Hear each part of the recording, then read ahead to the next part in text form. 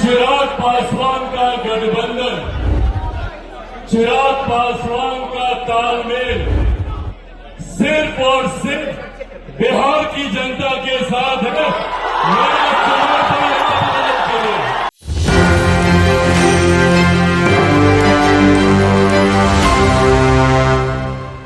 नमस्कार, मैं विकास सिंह और आप देख रहे हैं एक न्यूज 24। क्या बिहार में एक बार फिर से खेला हो सकती है?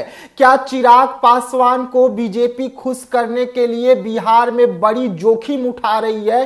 क्या हाजीपुर सीट चिराग पासवान के झोली में देकर बीजेपी बहुत बड़ी गलती कर रही है?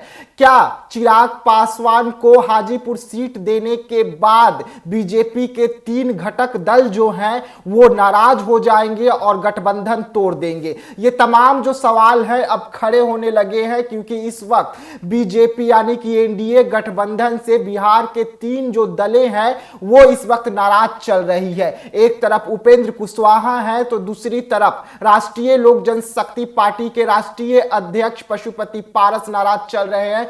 तो वहीं पर अब जीतन राम मांझी की जो नाराजगी है वो भी देखने को मिल रही है। ऐसे में सवाल उठ रहा है कि एक चिराग पासवान के लिए बीजेपी इतनी जोखिम क्यों उठा रही है?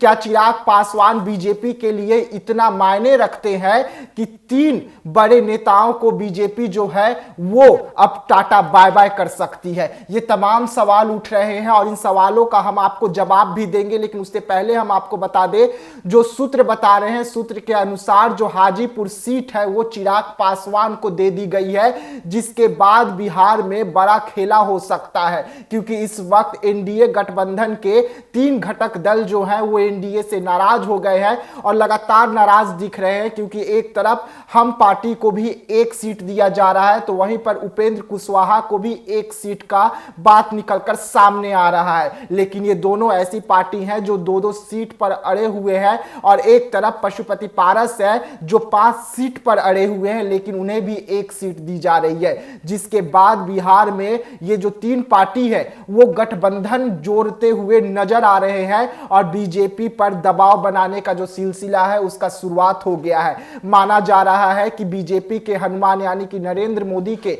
जो हनुमान चिराग पासवान है उन्हें नरेंद्र मोदी ने बड़ा फल दिया और उसे हाजीपुर सीट दे दी गई। लेकिन हाजीपुर सीट देने का मामला जैसे ही निकलता है वैसे ही पशुपति पारस के 2 सांसद चिराग पासवान से मुलाकात करते हैं और मुलाकात करने के बाद पशुपति पारस पीसी करते हैं, वो अपने कोर कमेटी बैठक बुला लेते हैं, जिसके बाद वहां पर सांसदों को बुलाया जाता है, उन्हें समझाया जाता है कि हम प्रेशर बना रहे हैं और अगर हमें उचित सम्मान बीजेपी नहीं देती है तो हमारे लिए रास्ता खुला हुआ है। ये खुद पशुपति पारस कह रहे हैं। उनका कहना है कि जब तक बीजेपी लिस्ट जारी नहीं करती है और उस लिस्ट के अनुसार हमें उचित सम्मान नहीं मिलता है तो हम उचित कदम इस पर उठाएंगे, यानी कि राजद के साथ जा सकते हैं और अंदर खाने सब कुछ सेट हो रहा है। लगातार पशुपति पारस के लालू यादव से बात भी चल रहे हैं, ये सूत्रों के मुताबिक जानकारी निकलकर सामने आ रही है। ऐसे में बड़ा सवाल उठ रहा है कि क्या एक चिराग पासवान के लिए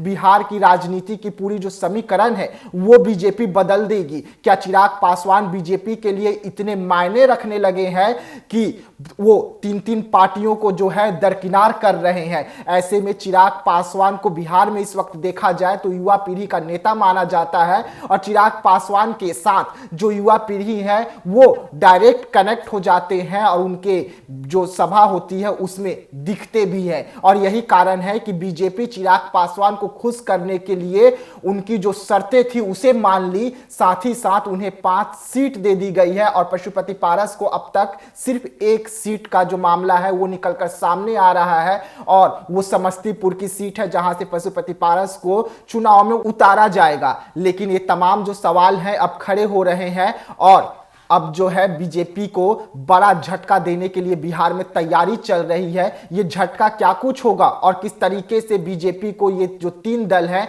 वो झटका दे सकते हैं लिस्ट आने के बाद में, अंदर खाने सब कुछ सेट हो रहा है। हम आपको ये भी बतलाएंगे कि आगे क्या कुछ निकलकर इस मामले में सामने आएगा और क्या चिराग पासवान को ये 3 दल जो है बीजेपी पर प्रेशर बनाकर हाजीपुर सीट से चिराग पासवान को कहीं हाथ धोना पड़ सकता है क्या? तो ऐसे तमाम खबरों के लिए आप बने रहिएगा एक न्यूज़ 24 के साथ। दीजिएगा इजाजत, धन्यवाद।